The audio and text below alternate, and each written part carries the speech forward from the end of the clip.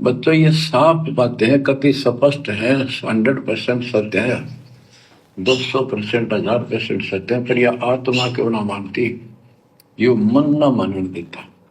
ये आत्मा क्यों ना मानती, ये मन नहीं मानने दे रहा। अरे अगर सतगुरु खुश है तेरे ऊपर, अगर सतगुरु का तेरे ऊपर आशीर्वाद है, तो मन की क्या औकात है जो मन नहीं मानने देगा सतगुरु की बातों को। मन कोई बड़ा है क्या कोई सतगुरु से? लेकिन अभी तक आपने सतगुरु को मन से बड़ा माना नहीं है। अभी आप सतगुरु को मानुष मान रहे हो, अपने जैसा जीव मान रहे हो, जन्म लेकर आए हुआ मान रहे हो, भगवान दाढ़ी मूछ वाले को मान रहे हो, तभी तो जून में उसका प्रकट दिवस मना रहे हो। तो गुरुदेव कह रहे हैं ये आत्मा नहीं मान रही क्योंकि मन मानने नहीं दे रहा। तो मन हमारे गुरु से बड़ा है क्या? सतगुरु से बड़ा हो गया मन, जो सतगुरु हमें समझ आ रहा है और मन हमारे को मानने नहीं दे रहा। क्यों नहीं मानने दे रहा? क्योंकि अभी हमने सतगुरु को मन से बड़ा माना नहीं।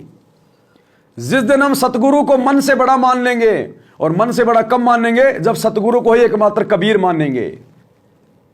फिर ये मन ऑटोमेटिक नीचे गिर जाएगा कि मेरे ऊपर कोई आ गया भाई, अब सिर पर साईं सत्य है तो को क्या भय रे। फिर ये मन नीचे गिरेगा जब सतगुरु को सिर पे बैठाएंगे।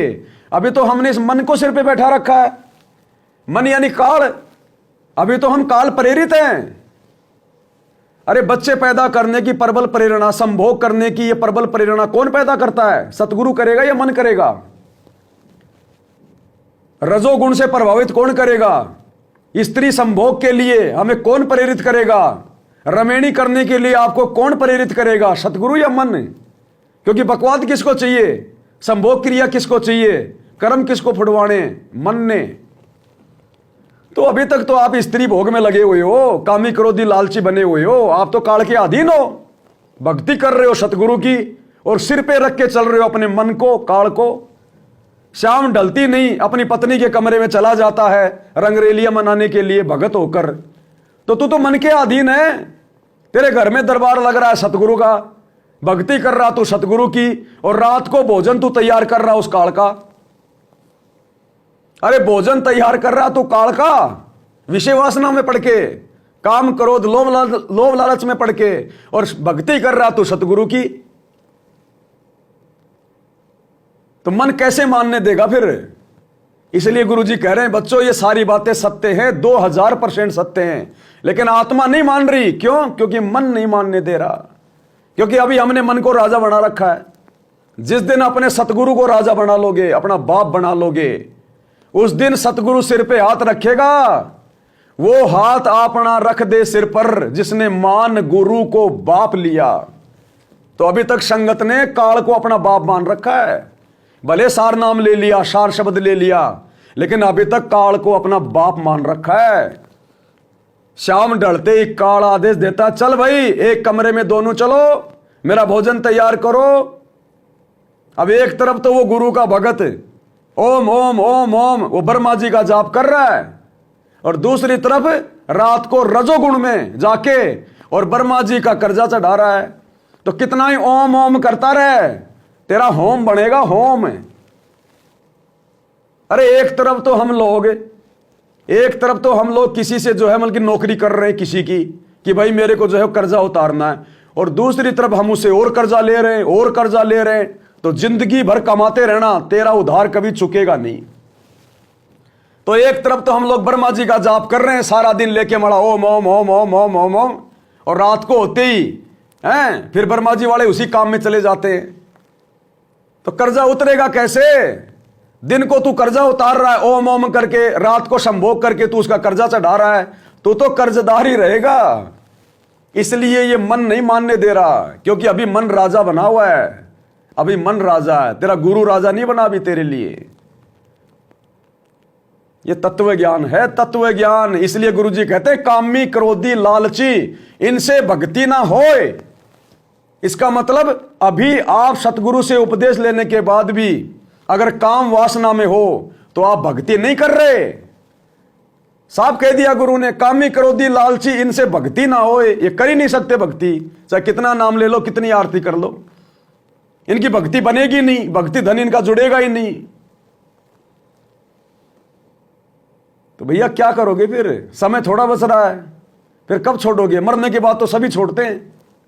अरे बूढ़े होने के बाद तो छोड़ना मजबूरी हो गई, फिर तुम्हें कौन जान देगा अंदर वाले कमरे में। जब तू 60 साल का हो जाएगा फिर तो तेरे बेटा बेटी जाने वाले हो जाएंगे अंदर वाले कमरे में, उनकी शादियां हो जाएंगी, तेरे को कोई नहीं जान देगा फिर लाड साहब को। तो बुढ़ापे में तो तेरी मजबूरी हो गई, छोड़ना तो तू फिर भी नहीं चाहता, और मरने के बाद तो वैसे छूटेगी। तो ज्ञान आधार से क्या छोड़ा फिर तूने? अरे जीवित मरना कब चाहा तूने? यो गुरु ज्ञान विज्ञान वाणी, जीवित ही जग में मरो। बुढ़ापे में तेरी वैसे तेरा जोर नहीं चला है, मरने के बाद तो वैसे तेरा कोई जो है वो रहा नहीं, तो तू जीवित तू मरा कब? इस युवा अवस्था में ज्ञान को आधार बनाकर जो इन विषय विकारों से हटेगा उसको कहते जीवित मरना। सतगुरु ने साध संगत वालों पे दया कर रखी है, साध संगत वालों पे। इस भयंकर रोग से ब्रह्मा विष्णु महेश नहीं बचे। हम धरती के जीवों की क्या औकात, लेकिन सतगुरु ने औकात बढ़ा दी, क्योंकि हमने गुरु को बाप मान लिया, हमने मन को हटा दिया, पहचान लिया हमने अपने बाप को पहचान लिया और मन को साइड में कर दिया।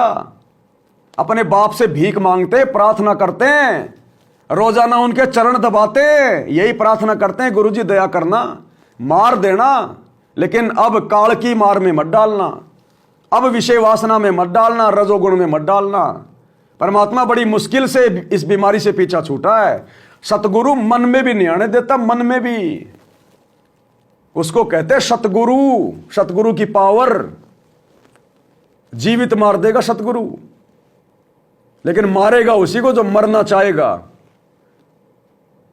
तो काहे की भक्ति कर रहे हैं भैया? अभी भक्ति शुरू ही नहीं है। पहली बात तो जब तक हम गुरु को परमात्मा मान के भक्ति नहीं करेंगे, हमारी कोई भी आध्यात्मिक क्रिया सफल होगी नहीं। ना आपकी तीनों समय की आरती सफल हो सकती, ना आपका सुमरण सफल होगा, ना आपके 500 यज्ञ सफल होंगी, ना आपके ज्योति पाठ सफल होंगे। सफल होने का मतलब मोक्ष में काउंट नहीं होंगे। बाकी ज्योति पाठ करोगे दे देगा भगवान, वो तो बिना सतगुरु का नाम लेके जो दान धर्म करेगा उसको भी देगा भगवान, वो तो उसका विधान है, देते को हरि देते जहां तहां से आण। इंसान नहीं तो भैया कुत्ता बन के ले लेगा, किसी सेठ की बड़ी कार में बैठ के ले लेगा, वो तो देगा भगवान। दान धर्म किया हुआ, सुमरण किया हुआ, जो तेरा भक्ति धन है वो तो देगा गुरु, लेकिन मेन चीज है मोक्ष। और उसके लिए गुरु जी कहते हैं जब तक आप अपने गुरु को परमात्मा नहीं मानोगे, आपकी भक्ति शुरू भी नहीं है, कोई भी आध्यात्मिक क्रिया आपकी सफल नहीं हो सकती। ये छोटी बात नहीं है, सुन लो एक बार।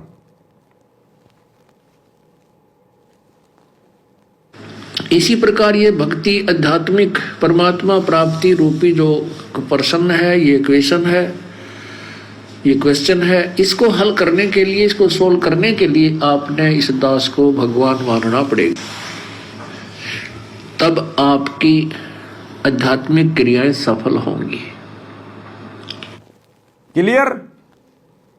अरे मैं पवन दास नहीं कह रहा, आपका गुरु कह रहा है कि जब तक अपने गुरु को, इस दास को परमात्मा नहीं मानोगे, तब तक आपकी कोई भी आध्यात्मिक क्रिया सफल नहीं होगी।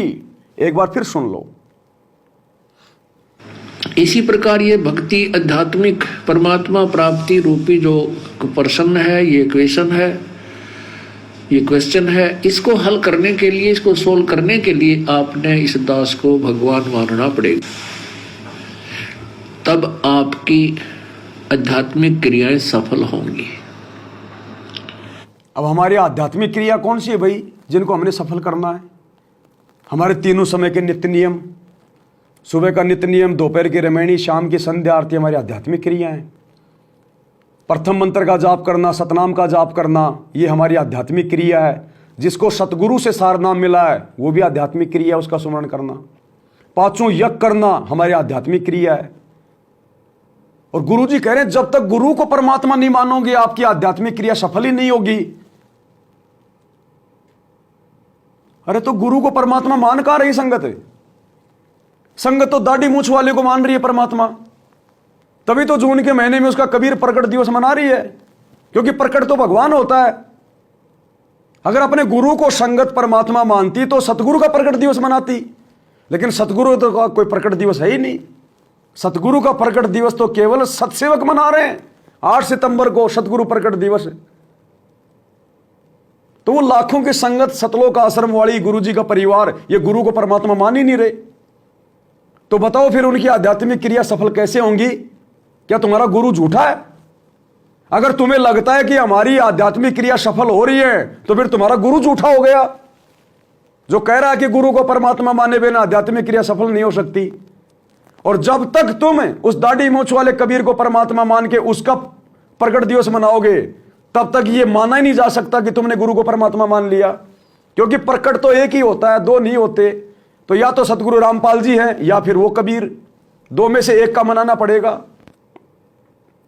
तो तुम आश्रम वालों के तो कोई आध्यात्मिक क्रिया सफल हो ही नहीं रही, इसीलिए तो अकाल मौत मर रहे हो।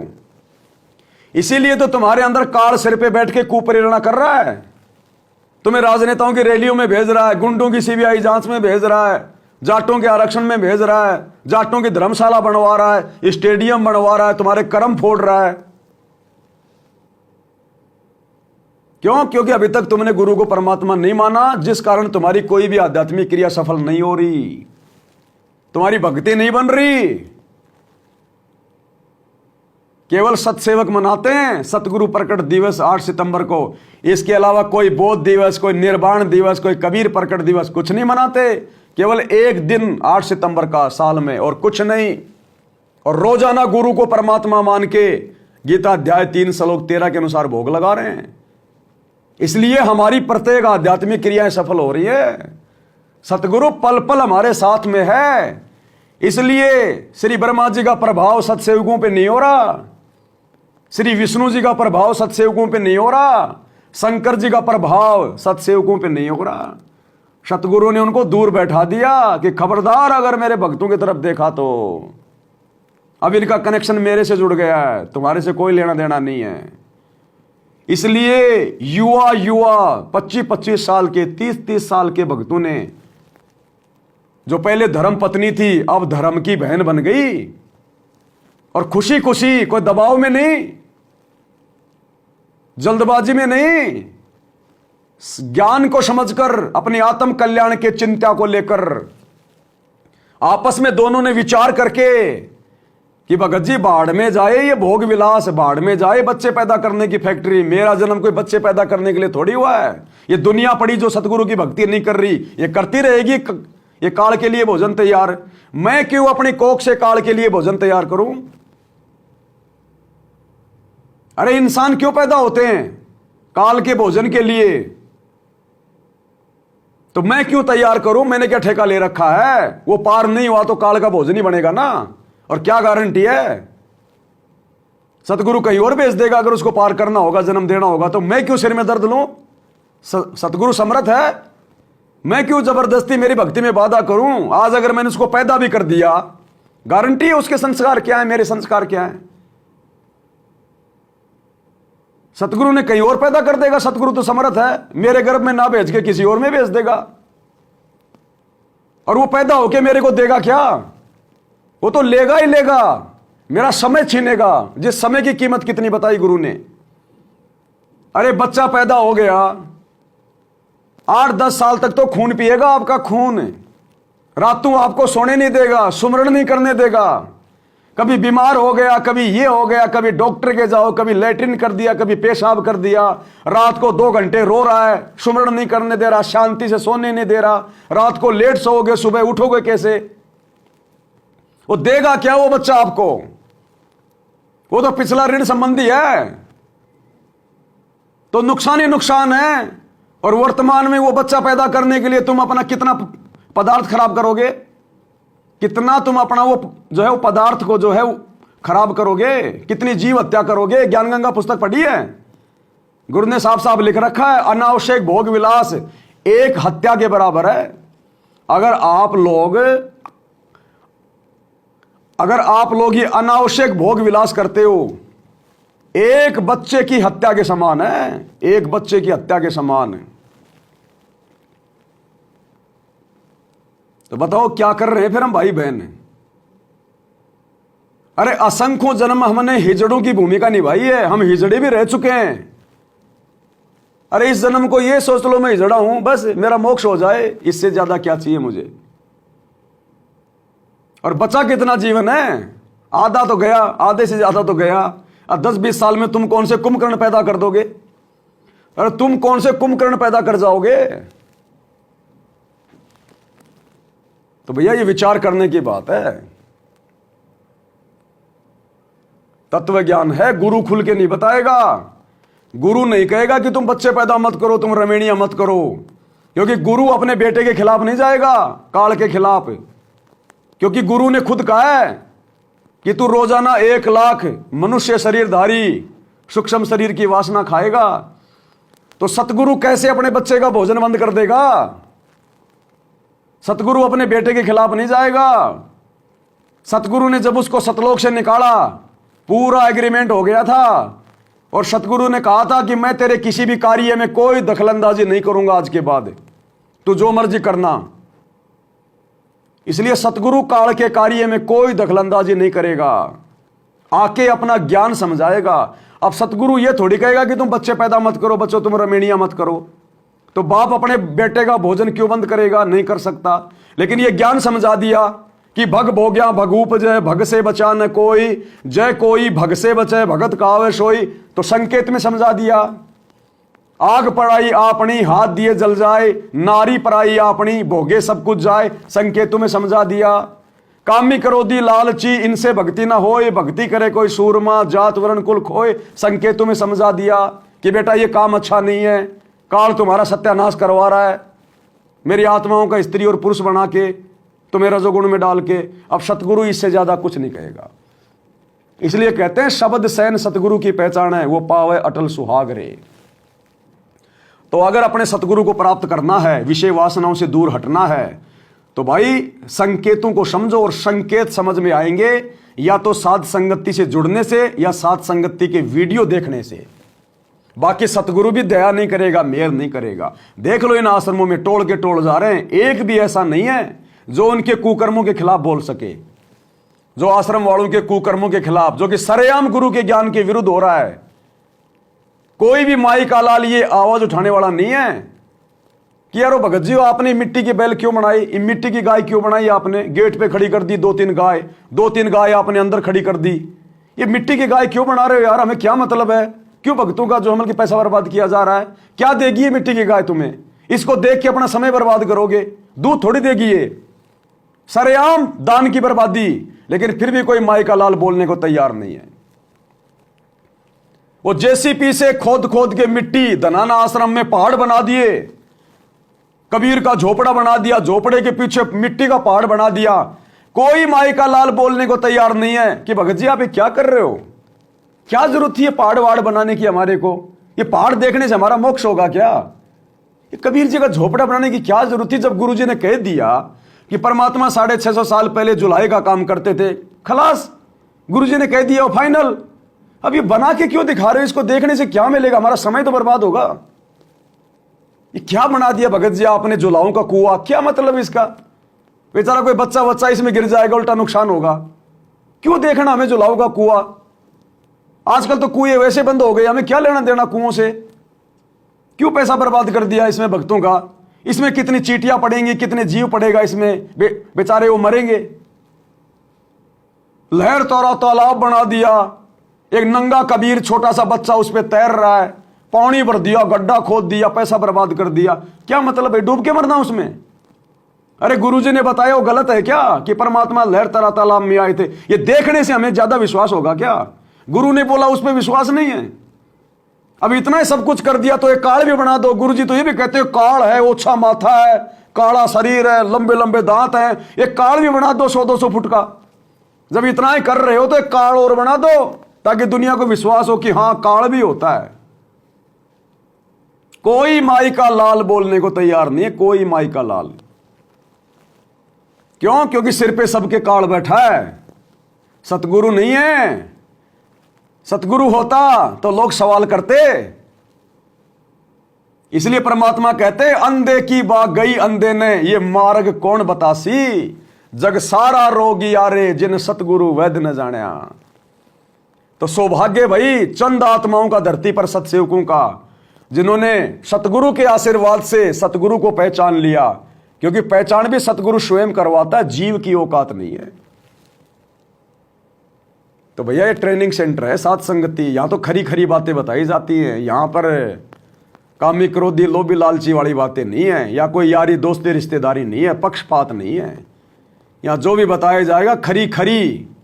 इसीलिए तो साध संगति में आने से लोग डरते हैं, इसीलिए तो साध संगति का नाम सुन के भक्तों के पसीने छूट जाते हैं। और यार उधर भाई वहां तो राजा हरिश्चंद्र ही बनना पड़ेगा, और भाई हमारी औकात नहीं है राजा हरिश्चंद्र बनने की, हम तो गंगू तेली बनेंगे भाई।